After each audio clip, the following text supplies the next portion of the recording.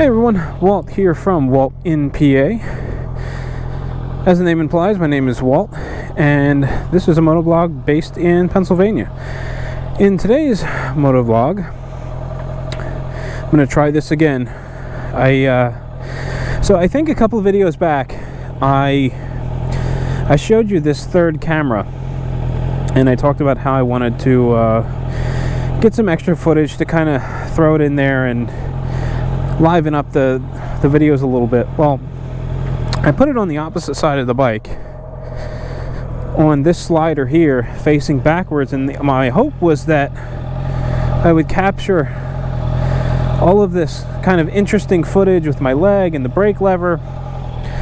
And I thought, oh, you know, that'll be really cool. I'll put that in there, I'll mix it in, it'd be great. Well, I managed to get some epic footage of my pants and nothing else. So we're trying it again, moving it back further, put it on the rear pegs, this time facing back at the tire. We'll see how it turns out. It should be kind of an interesting little test.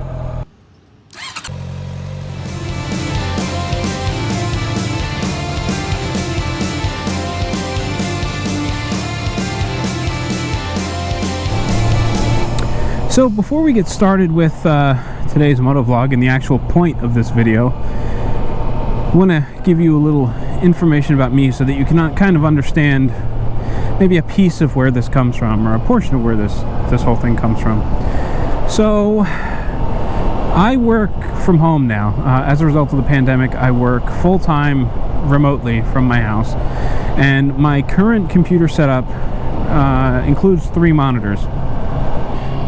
And I needed this 3-monitor setup to help with workflow. What I do all day requires me to have specialized software directly in front of me so that I can input stuff into it. And usually I'll have engineering drawings on one monitor and an order on another monitor, or some sort of supporting paperwork. So my workflow has always benefited from having 3 monitors so that I can glance from thing to thing to thing and enter all the data instead of having to minimize windows and just bounce around. So things have kind of shifted a little bit in the way that I work from home, and I don't really use the 3rd monitor as much as I used to. And what that has allowed me to do is basically make a portion of my 34-inch monitor a dedicated YouTube display. So because of this setup, I have a tendency to consume a lot of content. So I'll get up in the morning, I'll get myself situated, and then I'll open up YouTube and I'll go through my subscriptions tab, and I'll just start poking through anything new for the day. Anything that interests me gets opened up in a new tab, and I make plans to watch it throughout the day.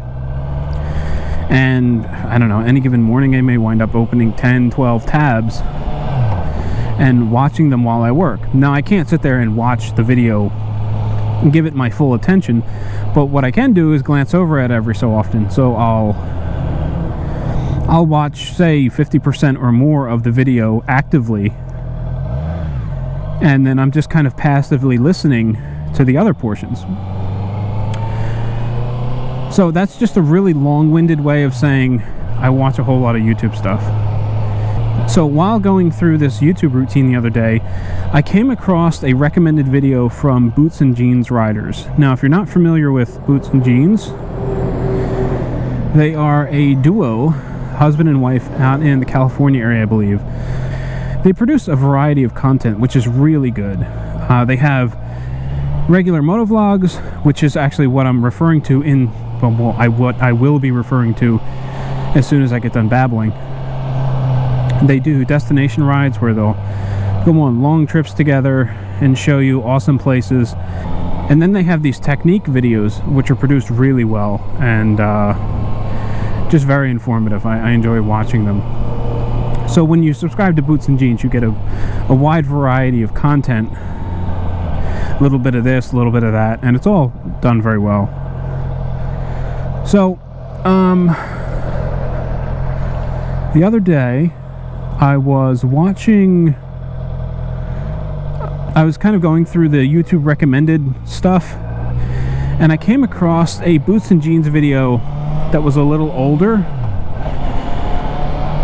I believe it was from like back in the fall or something like that. I'm not entirely sure what the video was called, which one it was exactly. I've watched so many of them that it's really hard to keep track of what I saw or what I heard in any given video unless I make notes, and I just didn't happen to make notes this time. But I want to say the video was about what to do when you're pulled over by the police. Now that particular subject is pretty interesting by itself, but there was a comment made in that video that had nothing to do with the video that I thought was pretty interesting, and I thought it was pretty fitting, posed as two different questions for this particular motovlog. So at the start of the video, Rich gets on his bike and he starts riding, and he makes a passive reference to he's going to take the back 26 or the back 27, something along those lines. And he kind of explained it a little bit, that it's just a route that he and his wife go on when the weather's not great, if it's kind of cold, or if they're crunched for time. You know, they go on this 26, 27 mile loop just to get out and get on the bike and have a good time. And this kind of created two questions in my mind that I'd really like some input from you, my wonderful, amazing, awesome subscribers. One of the questions that I had for you was basically, do you get bored with some of my videos? And that the question requires a little bit of explanation. So if you're watching this video, chances are really good that you've seen this exact same route in at least a half a dozen videos. Now, this isn't a route that I go on intentionally. However, it is a route that I go on when I'm tight on time. So I'll hop on the bike, I'll go up through Boyertown, it's a little town here in Pennsylvania, go up through Bechtelsville, into Bally, down through, I don't know whether it's Perkiomenville or Schwenksville, and over through like the Gilbertsville area, and then loop back around into Boyertown. And I don't do it because it's this amazing ride. I do it because it gets me out on the bike for a little while when I know that time is going to be tight. It's a pretty simple loop. It's nothing fancy. The ride is a little fun, and generally there isn't a whole lot of traffic on these roads, so I don't have to worry about like fighting through anything. And it just makes for a nice little afternoon ride. And it's especially nice when the weather is really hot and the sun's beating down on me and I'm riding, you know, at high noon. So because of this, you have seen this ride on more than one occasion, and I wonder sometimes, at least I wonder since I saw that Boots and Jeans rider video where he talks about the back 27, and my apologies if I'm getting the name of the route wrong, but I sometimes wonder if you're getting bored seeing the same things. So in essence, when you watch these videos, do you also watch them for the scenery? How important is it for how important is it that the route changes from video to video? Or are you okay with seeing the same thing as long as the content, you know, the voice part of it is different? Because like I said in the beginning, when I consume content, I'm passively watching it. So I'm not 100% focused on the ride. I'm not really looking for where you're going. I'm not really taking in the sights. I'm more interested in hearing what you have to say and then getting a secondary visual along the way. So to me, it doesn't matter if a motovlogger takes the same route every single ride, because again, I'm only watching a piece of that ride. So again, a very, very long-winded, roundabout way of asking you, how important is variety in the ride when you watch a given video?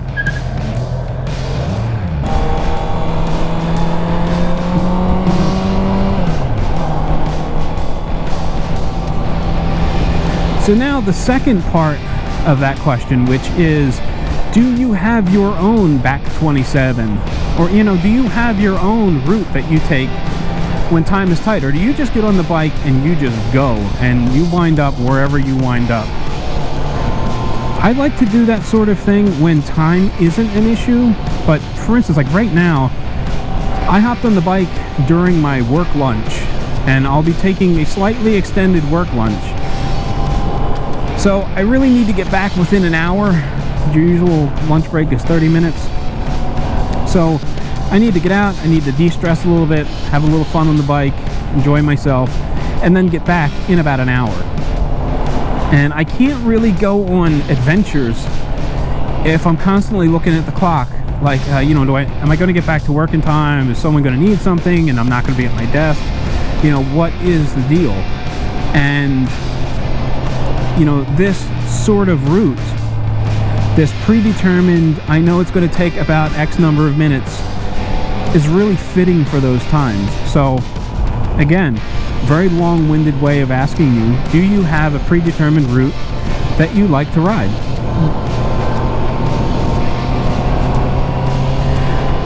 Alright, ladies and gentlemen, I believe that is going to do it for this installment of the Walt in PA YouTube channel. I almost wanted to call it the Walt in PA YouTube show, but that just seemed kind of strange. So if you enjoyed this video, please click on the subscribe button down below. If you really enjoyed the video, click on the bell notification. That will give you an alert anytime a new video is uploaded to my channel. So again, thank you for watching. I really appreciate all the support that I've received, especially from the people that come back video after video after video. It means a great deal to me, and I want to make sure that you know that. So from the bottom of my heart, thank you. You are making this whole YouTube journey very fun and very rewarding. So until next time, stay safe, and I will catch you in the next one.